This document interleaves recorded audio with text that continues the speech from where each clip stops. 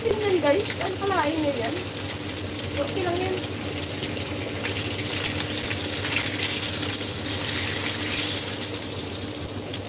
Buusan natin yan mamaya ng ano, ng sauce.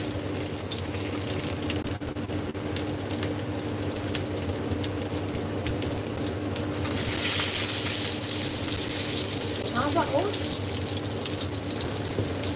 Mag-caramelize na muna tayo ng ano, maraming onions. Masarap kaya yan pag maraming onions.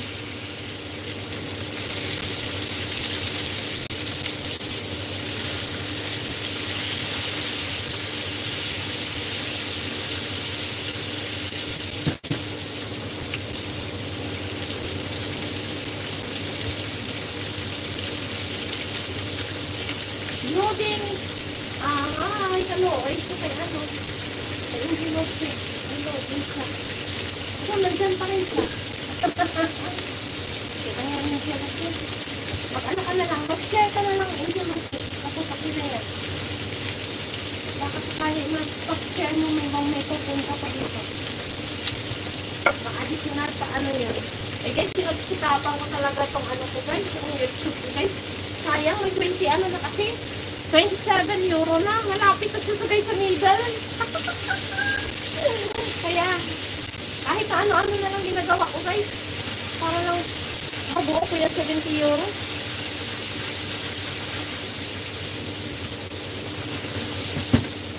Nakalimutan ko naman ng ano.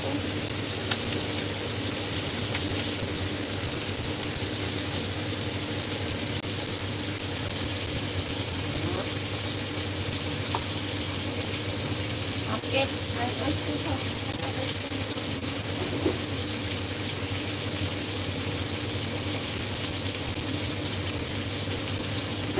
Oyster sauce, hot and fried.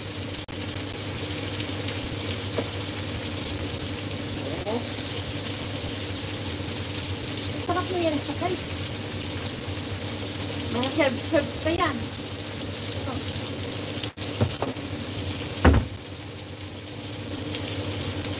Tapos, buksan natin ang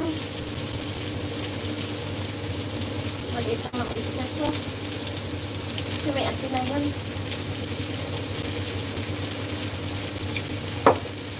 Butter.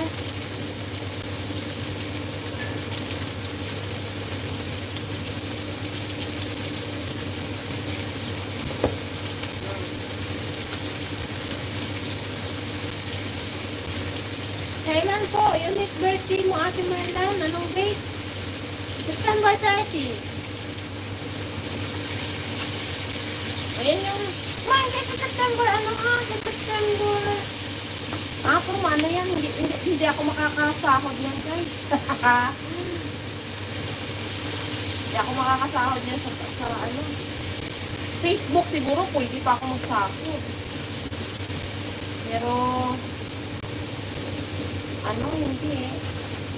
Ibalik natin siya guys para yung ano niya ba? So, hindi na siya masyadong ano. Masarap ito sa kanin. Nagluto ako ng kanin.